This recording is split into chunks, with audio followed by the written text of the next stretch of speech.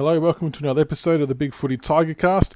Not very often we have a show after a loss, let alone a heavy and shocking loss as we did last week. So I feel sorry for the two gentlemen who will come on board tonight. One of them we've just discovered is a potential bad luck charm. We'll go through that a bit later on. First of all, welcome Cotcho to the show. Welcome back, mate. Thanks, Michaels. Thanks, everyone. Good to be back. And you may or may not be the bad luck charm we speak of. No, I'm sure we'll be fine this week. My second time on, second big surprise loss. So I might be banned from now on.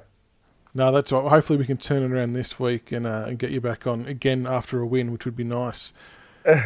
And our second guest for tonight is a first timer on the show, RockJobster 0312. Welcome to the show. Thanks for having me. Sure. Now, I know I've only got one other person to actually ask this question to, but surely I'm not the only one who sings in their head Rock Lobster every time they see your username. I'm sure a lot of other people do that.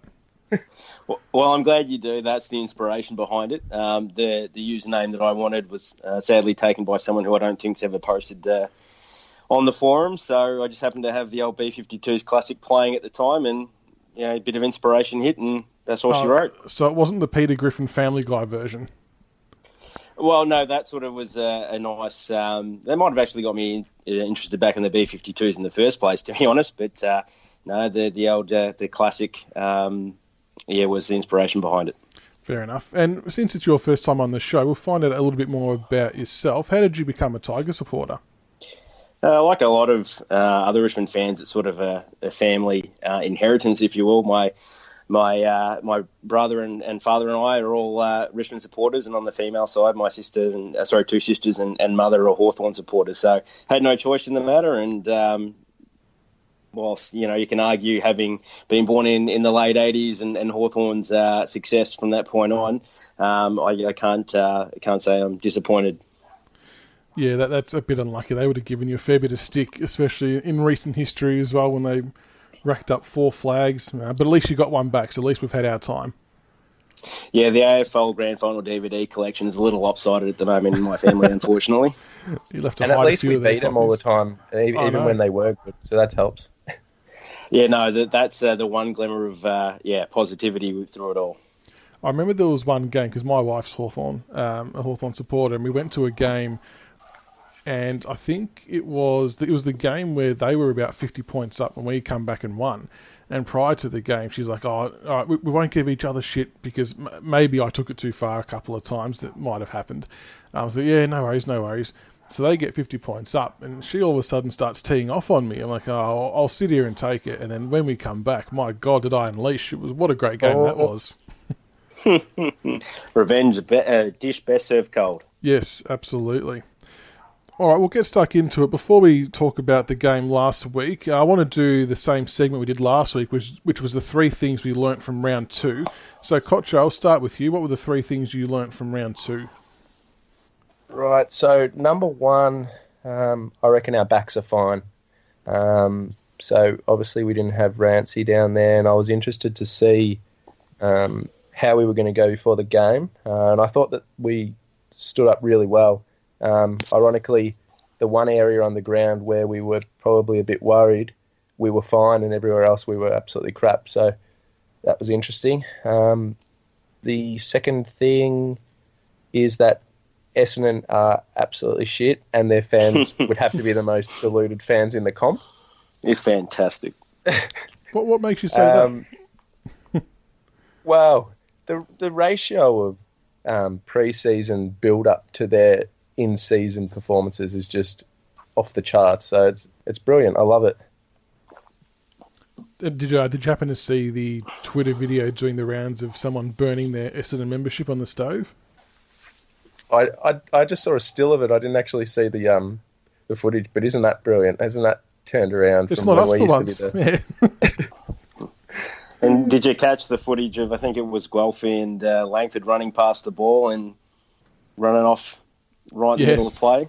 I watched, I've never seen anything like it. And I was just laughing. I mean, both teams were as poor as each other in the first 10 minutes of the game, and then I think the Saints sort of just went, hang on, they're worse than us. Let's just start kicking goals. And they just went bang. And it was funny because Essendon just stayed crap pretty much the whole game. It was awesome to watch. And what about number 3 there? Number 3, the rules that were introduced pre-season. I wanted to have a little bit of a roast of the rules, and at round 2, round 1, I thought, how are the... I was going to give them a little bit of leeway to see how the rules were going to stack up, because skills are usually pretty poor in round 1 because everyone's a bit nervous. But round 2, well, nothing's really changed other than the forward line and the back lines being more congested. So, the midfield's got a bit more... They've got a bit more space, but nothing's really changed. So all the hoo-ha and the how many rules was it? And there was 9 rules that were brought in. It just seemed silly, and I was really annoyed pre-season. I was going to write this big open letter to arrogant Gill in the AFL, but I did a bit of research actually, and apparently if you write these open letters, like it can backfire on you, look a bit silly. But I just wanted to say, and maybe Gill, does he listen to this show, Michaels? I assume he does. I'm pretty positive it's on high rotation for him at AFL House. Yeah, well, here we go. I'll give a bit of a rant to Gill. Gill, don't treat us like fools. Yes, we know that football attracts a lot of nuffies, and you see some of these when, the cheer squad members line up before the game for their reserved seats, etc. So yes, there's some strange units, but we're not all imbeciles. The way that the 9 rules, or however many there were introduced was just a disgrace. And I know that the AFL are essentially a private entity and we don't get to vote democratically, but the problem is the rules actually trickle down to all levels. So essentially Gill and the Commission aren't just in charge of the league and with a bunch of rival leagues that can potentially have better rules.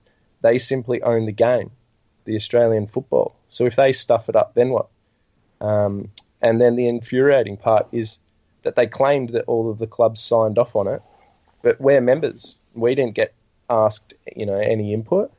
And, I just think that it's a disgrace that we as fans, the people who fund the game and make it what it is, don't get a say. And the ridiculous part is whether you like the rule changes or not this time, the fact that a professional sport can have so many rule changes in a year is just alarming for the future, and it makes the sport look just trivial and ridiculous. And so whenever you have one of these committees that are paid to justify their positions, this is what you get. So I think that we just have to make the game harder to change, whether it's via a constitution or like a public vote, I don't know. But I think that committee should basically be just disbanded, because I just don't think we need it. And I think we should just replace it with, an open forum or a summit every 4 years and just discuss any tweaks to the game that we might have, because it's embarrassing. It is, and to sort of back up your point there, one of the rules in particular, obviously one of the big focus ones is the 666, which I'm sure we're all sick to death of hearing by now. But on Twitter, Peter J. Higginbotham, I can't recall if he worked for Champion Data or something to do around that era. Anyway, he's heavily into the stats, and he has a chart running that sort of gives us the total average score per round over the X amount of years.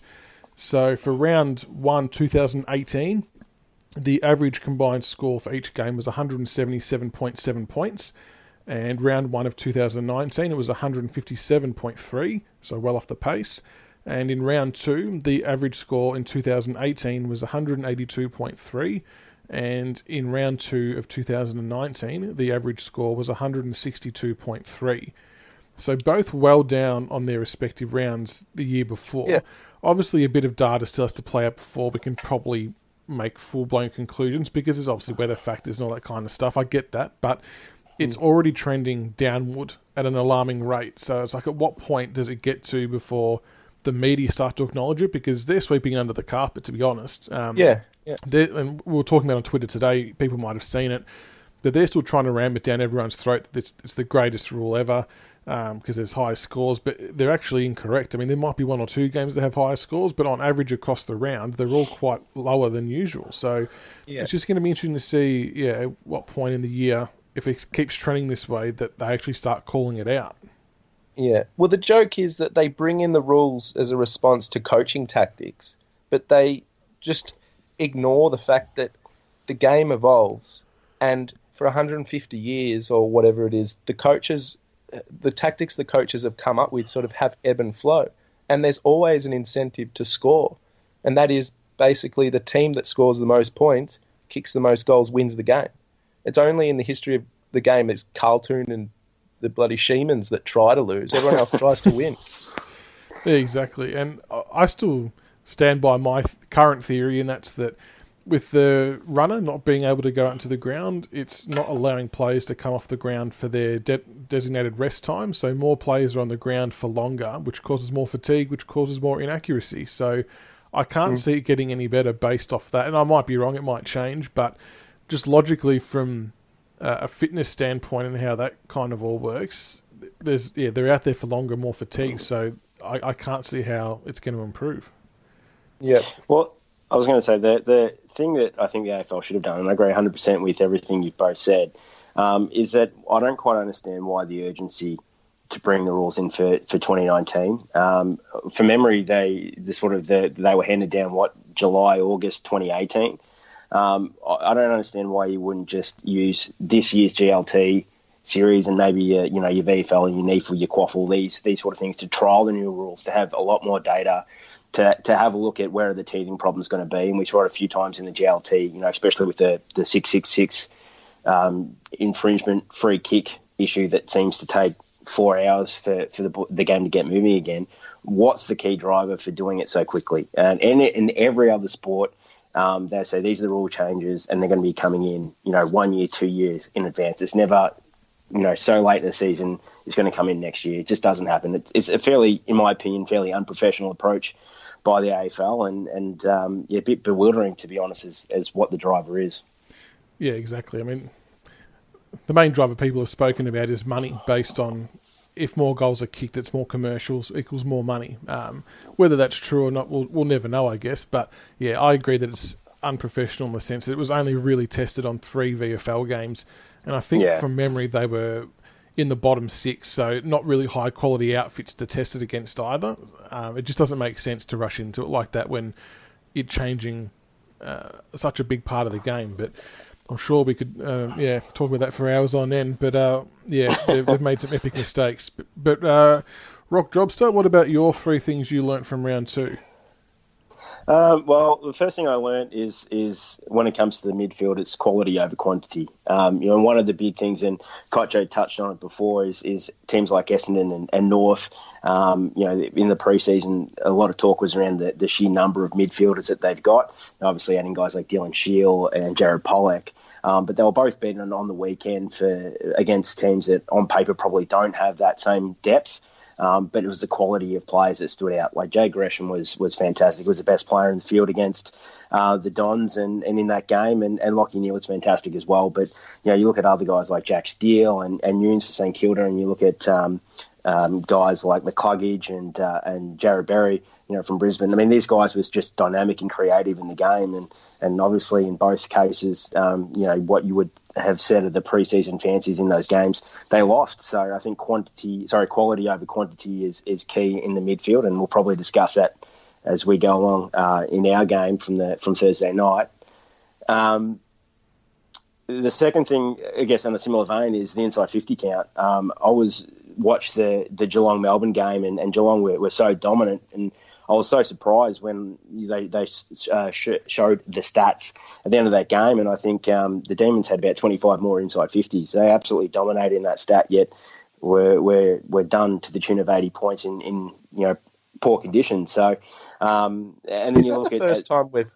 Sorry to interrupt. Is that the first time we've seen such a skew in that stat, the inside 50s to the points scored against? That was insane.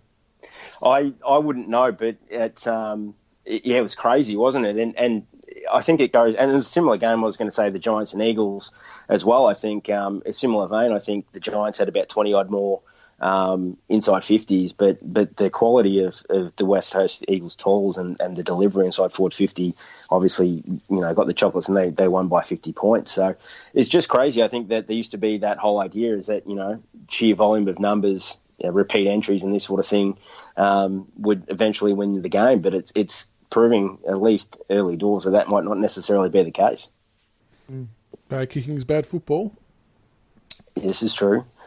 And I guess the last one is that no matter what the team is, we all start trying to think we can predict the end of the season by the end of round 2. I've seen Saints fans and Western Bulldogs fans thinking they're the legitimate shot for the premiership, and obviously us and some other teams that we're going to be in the bottom side. There's a lot to play out, but that doesn't stop us, fans and media personalities alike, from trying to predict the way the rest of the year is going to go. So that's always fun to monitor and laugh at. Very true. I'll go through my ones just quickly. Number 1, we are a genuine sneaky chance to break our own free kick differential record from last year. Number 2, the umpires target and pay free kicks against certain players based on reputation and not the action. The Sicily can be a dickhead on the field. I'm not going to deny that, but the one that was given to Shaki late in the game, I was there and it was happening in front of us. He honestly didn't do anything wrong. And they paid that purely out of reputation, I reckon, and that's not fair, because you could almost argue it cost them the game. And number 3, as a Tiger fan, everything can feel okay again after a loss when you see other results like Essendon's, Norths and Melbourne's. Yep. I was pretty shitty from Thursday till about Saturday, and then when I saw these other results come through, I thought, you know what, it's not all that bad. We aren't those teams, and that's a good thing. But speaking of our game, we do have to talk about the Richmond versus Collingwood game. So Richmond 10-6-66, defeated by Collingwood 17-8, 110 by 44 points. And to be fair, it was probably lucky that it was only that amount. Before I get your thoughts on the game, I'm going to read out some players' names. These are the players. We had 16 players with 1 tackle or less, which is just staggering. So these players had 1 tackle: Rioli, Vlosten, Broad, Castagna, Cotchin, Higgins, Ellis, Markov, Lambert and Short. And with the 0 tackles, we had Weller, Astbury, Edwards, Lynch, Martin and Rewalt. But Rewalt cut him some slack. He obviously went down with the injury, so fair play to him. Cotcho, what did you make of the game, and especially when you hear that list of players that didn't lay more than 2 tackles for the game? Yeah, well, it was awful, wasn't it? And I'd actually made a few posts a bit negative before the game in regard to selection, and there were a few guys like Rodney that kind of turned me around a little bit, and I was like, yeah, okay, I'm pretty interested to see how we've actually addressed what happened in that, the fateful preliminary final, and which we've talked about all off season. Sidebottom just running by himself, Mason Cox not being blocked from his run at the ball, the second ruck. We basically did nothing as a coaching unit, and then what made it worse was then the effort wasn't there either. It was just a disaster on all parts. Yeah, it was, and Rock, do you reckon I was a bit annoyed about the dropping of Bolter? I'm not saying at all he would have made the difference in the end result, because he wouldn't have, but do you think we lost this largely at the selection table? I don't think we lost it at the selection table, as you said. I think, firstly, as poor as we was, Collingwood were fantastic, and they came in with a plan and they executed it to a T. But Bolter, for me, I sort of said beforehand, I wasn't a big fan of that. I can understand why they dropped him to the VFL to use him as a back and get him some game time in that position. But having seen the VFL game, it was pointless. The ball hardly went inside 50 in that VFL match. But I would have thought that you would have played Bolter, and then you could, knowing that the Collingwood's backline is fairly small, that you could probably swing him back, as a +1 and not really expose him to some of the key players that he may have been subject to for playing someone else, like a Jeremy Cameron or a Lance Franklin, these sort of elite forwards that he may have to play on in the future. I just thought it was just a really poor selection, and especially when you take into account the second ruck, that was what Rewalt for the majority of the night, and as I think Wayne Carey said, you don't use a Ferrari to play our field, and that's exactly what it was. You lose. As smart as Jackie is, and he did some nice things in the ruck, that's not where you want your vice or your best forward to be, your Coleman medalist forward to be.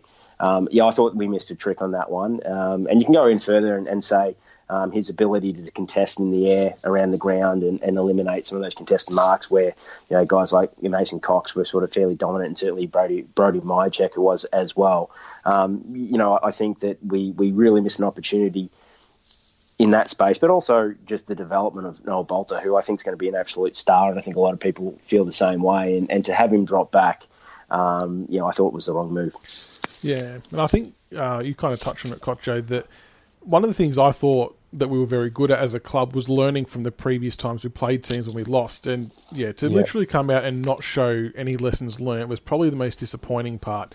Obviously our BigFooty board went into meltdown naturally, and I think the vast majority of us don't mind losing. It's when there's no effort put in that it becomes a bit of an annoyance, and that's one of my biggest bugbears. And the lack of effort across the ground. There was only maybe a small handful of players that could hold their head up high. I mean, Cotcho tried his guts out all day. I thought Jack Graham was good. I think he had 40 odd pressure acts, which was probably 20 higher than the second place on our team. So there's a few guys there that did their job, but the one guy I know it's only the round 2 and he had an okay game round 1, but Dustin Martin, I'm starting to get a little bit concerned, if I'm being honest. 0 tackles from 2 games, and even offensively, he's not looking as sharp as he has been. Is there anything to worry about, or am I being a bit too over the top with this? I reckon it's a bit like the team as a whole. We looked like out of confidence and just scared and the whole thing. I mean, Dusty round 1, he looked like he had a real point to prove, and he was trying to bust out he just would not handball, and he was just getting tackled and just holding the ball every time, and it seemed like he was just desperate to get his 2017 form back. But then as soon as that game finished, a game against Collingwood, he was just terrible, wasn't he? Well, I was surprised. I didn't think he attended too many centre bounces, but I think there was a post, I'm not sure who it was from, I'm sure it was an Essendon supporter that said he attended 22 centre bounces, which was behind Cotcho, the second most for the team. So to have 0 tackles where you're in a contested situation, even though, yes, there is 666, but still. And I think there was only one recorded 1%, which is, also concerning. That's, to be honest with you, it's just not good enough, really, from a player you're paying that much money to. You've clearly made the centrepiece of your team. There's got to be some concerns. I can understand he got the ball round 1, obviously, 30-odd possessions, in a low possession game for us and heavily tagged to get 18. That's not concerning. But it's the things that make Dustin Martin elite that he hasn't done in the first 2 games, which has to be concerning. Hopefully it's just, form and a little bit down in confidence, and that's it, and he'll slowly work his way back up to what we know he can be and how dominant he can be. But there's got to be some concerns with the way he's playing currently. Yeah, definitely, and it could just be a whole team thing, and I really hope that is the case. But even watching him, the moment the ball goes up, this could be potentially coaching instruction as well, but he just runs forward with the ball offensively, and the opposition just play through his man effectively. And I sometimes feel like that our game plan with the high pressure, it kind of needs to have everyone buying in on it for it to work. If one person doesn't do their job in that game plan, it falls apart. And I don't know, I'm kind of feeling like he's not pulling his weight defensively, but maybe we're being too harsh and it's a team thing and they'll turn it around. But I think he's definitely one to keep an eye on. And if there is niggling injuries or whatever, just rest him, let him get himself right and get back out there, because you don't want to mess with his form this early on and have him deteriorate for the rest of the year. But did you think that our whole midfield did that? We just ran one way and Collingwood ran the other way, and they just kept getting the ball, and there was no correction during the game. It was like stubbornness. The whole game, from the coaching side of things to the players, it was just, we're getting one result and we're doing this thing, so let's just keep doing it and we'll just hope that the result changes. But it was clear that it wasn't. Yeah, I think I got to agree with that. I think we obviously play it as own defense, but we use that to really attack, from the small guys and the forwards up. But I think Jimmy Bartell had a pretty good analysis of it earlier this week. We just kept folding back, and Collingwood just were able to pick their way through. And so there's obviously some new players that are still, rusty in like Castagna and Lynch, and new guys like Lynch and Mav Weller as well, who are going through that forward line, who are still learning our system. But if that's the case, and you're starting to get on top of that field, especially when you've only registered, 33 tackles, or it would obviously been less, at the end of the first quarter and the second quarter, those numbers would be down. Why not revert to man on man? Why not try and kickstart them and say, look, just go at the ball, go at your man, tackle, be aggressive. Don't worry about the structure and that sort of thing. That'll take care of itself as the season goes on. But right now, let's get our aggressiveness back. Let's get back what it means to be a Richmond player. And I think that's what I'm most disappointed of from Thursday night's game is, what we pride ourselves on, we let ourselves down. And I don't see why we didn't change that aspect of it when we could. I think it was a huge letdown from the coaching staff. Yeah, definitely agree. As you were saying earlier, Rock, that without Bolter in the team, it meant that I think our coaching team in Richmond overall, we're nervous about having even numbers because we know that we can't compete in the air. So when Collingwood were chipping it around, Collingwood have just got a win-win. So if we don't have the numbers and Floss and all those boys ready to mop up when they go long down the line, well, as soon as we push up and go man on man, then they just kick it long to, Cox or Grundy or whoever it may be, and then we get beaten that way. So that non-selection was just a double-edged sword of just disaster for us, I think. Yeah, it was crazy. The best thing about footy at this time of year is that there is always next week, as the saying goes. But unfortunately for us, we've got the Giants this week, who are a pretty handy team, as we all know, and we're playing over there. It's a big game. For me, the big thing I want to see from us is how we respond. Like we've said, the effort wasn't there last week, and we can't afford to do the same thing again this week. And if we happen to go down because of lack of personnel, I'm okay with that as long as the boys are having a crack and playing the brand of football we know they can play, because it does hold up. And that brand of footy probably can be sustainable with the outs we have, especially, thankfully, we've got another forward in Tom Lynch there. But Rock, what's your thoughts on the game this week against the Giants? What do we have to do to get over the line? Well, I think, sort of to tag on to your point, I think the response is almost more important than the result, to be honest. Even if we lose, if we show what it means to be a Richmond player and be hard at the ball, win the contested footy where we can, or certainly not be dominated as what we were on Thursday night, tackle like we know we should and we can. I think that's more important than the result. It's a long season, but we've got to make sure we're doing what we know we can do. Giants midfield just looks scary on paper, even without Callan Ward. And yeah, they get Callie back this week, just to add to it. But Canelio has been fantastic. Really like what Taranto showed this year. I think it's his third year and he's really started to lift. Really like the hardness of guys like Jake Hopper and Matt DeBoer's sort of an unrated sort of player that goes through there, plays more of a defensive role. But that unit just seems so complete to me. And then you had guys like, Lockie Whitfield that can just run off that, deliver the ball on a silver plate to some really good forwards. It all starts for them, in my opinion, in the midfield, and I think that's where the game will be won and lost. Whoever can get on top in that area of the ground is going to come away with the best chance of winning the game. And Cotcho, Rewald out for 4 weeks. How do you think we go about replacing him? How do you see this game unfolding? Well, we can't replace him, can we? He's a gun, a bit like Rance. I think structurally we'll be okay, but again, it all goes back to we haven't seen it because Rance went down round one, and then it was all about how are we going to go structurally, but then we just didn't put any effort in. So I guess this is the first week that we're going to get to see. All right, well now how do we play structurally? And it'd be good for Hardwick to look at what he did, the difference between 2016 to 2017, and it's been written in the books and talked about. And that was all about enjoying footy and having a smile and actually doing the hard things. So I reckon, I don't know, were we too caught up in this whole thing, this idea of redemption or this garbage against Collingwood? Do we need to just go, right, guys, let's go and enjoy doing the, what do they call it? Play the Richmond way. Let's have fun and just I think that's the only way we're going to beat GWS, especially with those, with Jack out and Rancy out. Yeah, I think it's a good call. Go back to basics and just enjoy yourself again. I mean, that's what got us to the flag, so why wouldn't you try and replicate that?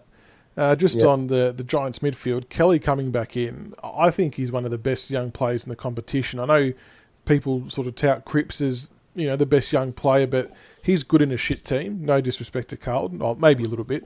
But Kelly is a gun in a good side. The things he does is just ridiculous. So he comes back in. I'm assuming we're going to have to send someone like Jack Graham or Kane Lambert to him. Would that be the go-to? Like, you can't let him run around by himself like we did with Sidebottom.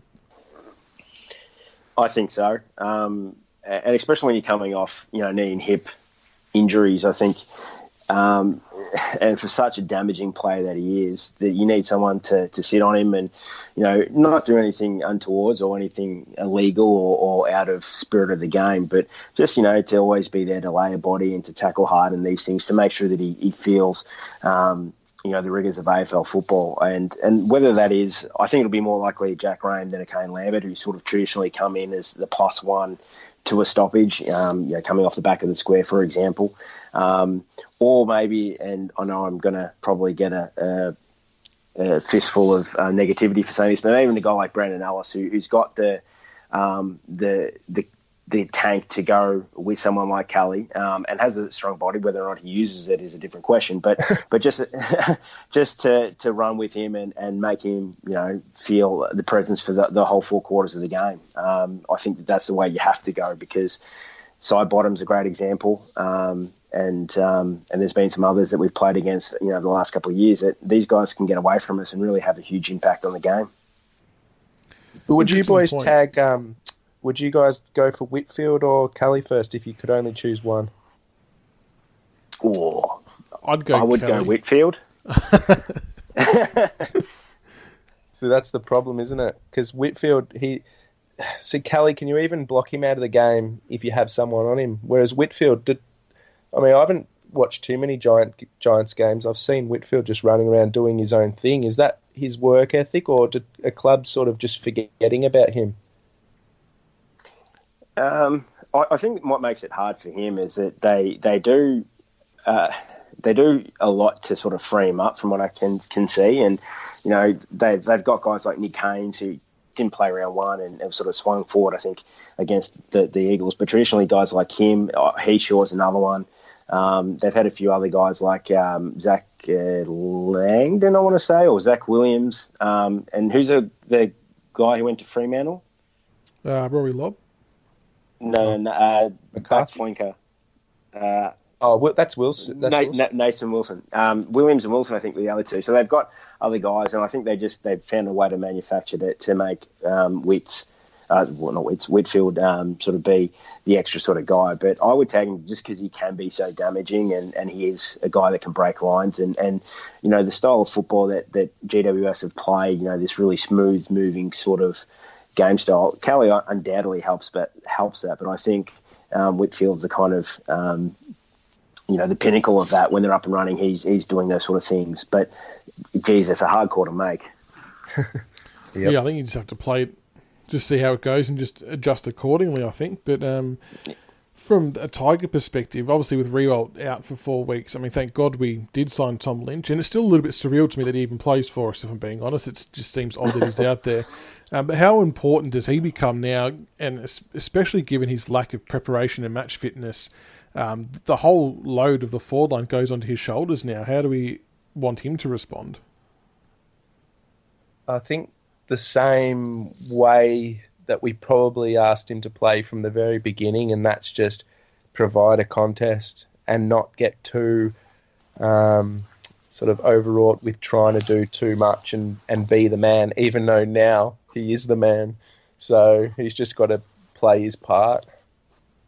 Well, the other thing too, as good as Phil Davis is as a defender, he doesn't have that physical presence like Lynch does. So I think there's a real advantage, and I can't see anyone on the Giants backline, guys like Finlayson and young Sam Taylor. None of those guys seem to be a really great pound-for-pound matchup for Tom Lynch. And look, there isn't too many in the AFL full stop. That's why he's so good. But I'm really hoping for Lynch that it's going to sound a little bit glass is half full or glass is fully empty sort of way of looking at things. But maybe without Rewalt there, he's going to be able to speed up his understanding of how we play and how the backs and midfields interact with the forward line and entries inside forward 50 and really start to really enhance that connection between those two elements of the game more so or at a quicker rate than he might have done with Rewalt there. So I'm hoping for that as much as anything. But, yeah, I have to agree with Cotcho, especially we're probably going to come in, with a similar sort of game style with, 3 or 4 small guys in the forward line. You have to bring it to ground. You have to give them a chance to put pressure on when the ball hits the deck and obviously crumb and score that way. So he's got a huge responsibility this weekend. And we've got a few other... obviously Rewalt and Grimes are forced changes. Grimes with just a bit of a brain fade, unfortunately. Do you reckon there'd be any other outs based on bad form, Cotcho? Whether the coaching team don't want guys that are going to panic under pressure like Alison Markov, which was a bit worrying last week. But I guess this is one of the things that you notice is that these guys that are fringe players, when your stars are playing well, they all of a sudden become champions as well. And when your good players are down, it really exposes those guys that can be a bit fumbly and nervous. So whether someone like Alice or Markov might get the chop as well, but I don't know. I guess Bolter in for Rewalt is almost a given, I'd say. Otherwise, I don't know.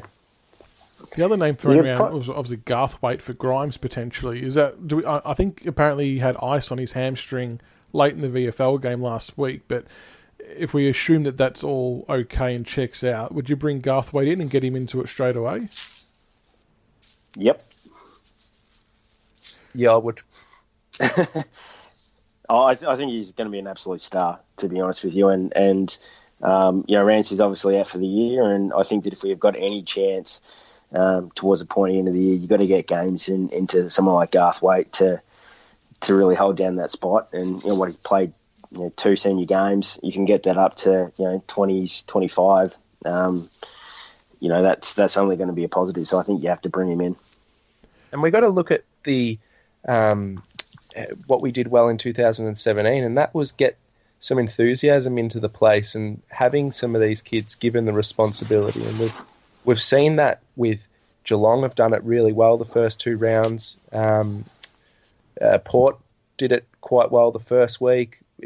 Sometimes you can actually put in these fresh faces and just, throw them in and see how they go. So I think, yeah, definitely. And what about our small forwards? A lot's been spoken about with Butler's performance over the first 2 rounds, and Castagna was very rusty on his return last week. How long do we persist with both of them in the same side? And is someone like Bolton going to bash down the door and make his way in? Because from all reports, he had a pretty good game in the VFL last week. Well, I think of that trio, I think Weller might be the one that goes back. I felt that he's a very similar player for mine to Castagna insofar as, he's sort of leads up the ground a little bit, sort of hits into the midfield more than a Butler type. But I saw the first half of the VFL game, and I was so impressed with Jake Arts and especially Liam Baker. And for me, those 2 guys come in if you can, whether that's for Butler, who has been poor from probably JLT1, to be honest, or Castagna, who I'm prepared to give a bit of a mulligan to, knowing it's his first game back. But, with guys like that, they're just going to tackle hard. There's going to be, tough nuts. And that sort of, considering the performance we put on Thursday night against the Pies, I think that you have to sort of bring one of those 2 guys in. And I hope that they do. And there's a bit of a rumour going around that Arts might be the guy for Butler, I read somewhere today. So it may actually occur. Okay, interesting. Yeah, I'm a big fan of rewarding form as well. And Butler's had 2 cracks at it, and yeah, he's done some good defensive things, but offensively hasn't really been huge for us. But yeah, it'd be interesting to see if they do make any additional changes on top of the forced ones. But yeah, tough week to be a selector, I think. But Do we know any more? Do we know any more information on Caddy? Is he ready? I think he is set to play by all reports. Whether it's I think it might only. I'm not sure if it's going to be a half or a game. My guess would be it'll be in the twos. I think you bring in Lynch, who was rusty, obviously, in round one. You bring in Castagna round two, who's rusty. To have sort of three of those guys, if you had Caddy all within the forward line, as good as Caddy was last year, as important as he is, I think, moving forward, that might just be carrying one too many guys who are trying to work their way back into it. I'd probably bet my money on him coming back into the VFL. Yeah, fair enough. Yeah, I think it's a fair call. And the other one, where's Townsend at? Because his name's been thrown around as well on our board. We obviously love him for what he did to Jake Lever in the grand final. Is he still injured? What's his status? I think he played a half in the VFL 2 weeks ago against, is it Northern Blues, a Carlton's affiliate? And I think he played the full game on Thursday, and to be honest, it looked pretty good. Played him more as an inside bid with Collier Dawkins and Jack Ross, two guys who I think certainly Jack Ross might get a look in sooner rather than later. But yeah, he played into that inside midfield role. And I think, if you're going to remove a guy like Weller, then Townsend might be, the guy that you can bring in, because you know what he's going to bring, don't you? You know he's got the understanding of the forward line. You know he's got the nous and ability to kick goals, but you know he's going to bring that pressure and that tackling intent that was lacking against the Pies. So he might be another that comes in as well. And some spirit. Absolutely. I'd love to see him in. I really like what he brings to the table, and especially with no Riewoldt there. We obviously found last year when we had Riewoldt and Townsend together, it seemed to work. Sorry, in 2017, it seemed to work pretty well. So, like you said, he understands what he has to do. He's happy to play his role. Doesn't care if he's not up in lights, but he can also be relied upon to kick a goal. So, it'll be interesting to see if they do drop him in there this week. Before we finish up, we had a question come through from one of the listeners on Twitter from Rhett Weeks. I'll put it to both of you. How many games do you see us winning in the next 4 weeks without Riewoldt? So we obviously have the Giants this week. Then we have Port Adelaide away, Sydney at Marvel, and then Melbourne on Anzac Eve. Cotcho, how many of those do you reckon we're a chance to win? Well, we're a chance in all of them, really. 4 would be perfect. I think realistically we're looking at 2. I'd be pretty disappointed if we only won one of those. I think Sydney we should definitely beat. They've been awful. Port Adelaide I think that we should beat. And then Melbourne and GWS will be big tests. You just know that Melbourne are going to set themselves for that game. Oh, it's their grand final, yeah. 100%. And Rock, what about yourself? What do you think those 4 games could look like for us without Jack? I think they're all possible. And especially, as you said before, you get Tom Lynch, it's sort of, there's a bit of light there that there may not have been if this was the case sort of in 2017, 2018. So I agree. I think we're a chance in all 4. I don't think we'll go perfect in that stretch. I do think it'll be something like 2-2. I think we should beat Port, even though it's over there. We should beat Sydney. And, Melbourne have been poor the last 2 weeks, but a lot can change, in 4 weeks of football. So, I think if we get 2-2, that'll be good. And then obviously welcome Jack back. And I think we'll be setting ourselves for a really good push towards the end of the season. Yeah, I'd be happy with 2-2 as well. I think that would be a good platform to set ourselves for the second half of the year with Jack coming back. Although I'm a little bit sceptical that 4 weeks is going to turn into 6. I just feel like we might have underplayed it a little bit, and we tend to err on the side of caution a lot with these injuries, which is, I've got no issue with that, but I'm just not sold on it being 4, so we'll see how that plays out. But yeah, 2-2 would be a good result from that. All right, before we let you go, guys, we'll get a tip including margin. RockJobster, we'll start with you. What's the tip and margin for this week? I think we'll show an improved effort. I think we'll be very competitive for the majority of the game, but I think GWS, just some of the players that they've got, the fact that it's at their home patch, I think they'll win by 3 or 4 goals. Cotcho? Oh, I'm pretty similar to that. I think GWS by 25. Yeah, unfortunately. And Makeshift is not going to be happy about the three of us not tipping Richmond, but it's just the hard cold facts that we're really not likely to win this game if we're basing it off last week. It's going to take a remarkable turnaround in performance for us to win. Not saying we can't do it, but the evidence isn't there just yet. So, yeah, I reckon we might go down by 2 or 3 goals, but I suppose we're all more than happy to be proven wrong. But hope we see... We're just negative campaigners. We are, and it's probably not going to be popular opinion, but we like to keep it real on the show. We don't like to just, toot our own horn all the time. Sometimes you do have to be brought back down to earth, and unfortunately we're playing average at the moment, but we can turn it around, and it would be nice to see us do that. Right, so RockJobster, thanks for coming on for your first show, and Cotcho, thanks for coming back on. Hopefully you can break that bad luck charm. We can get a win this week, and if we do, we'll even just get you on as an extra guest so you can come on to a winning episode for once. Yes, perfect. So, all right, thanks for your time, guys. Until next time, go Tigers. Thanks, Mike. Go Tigers.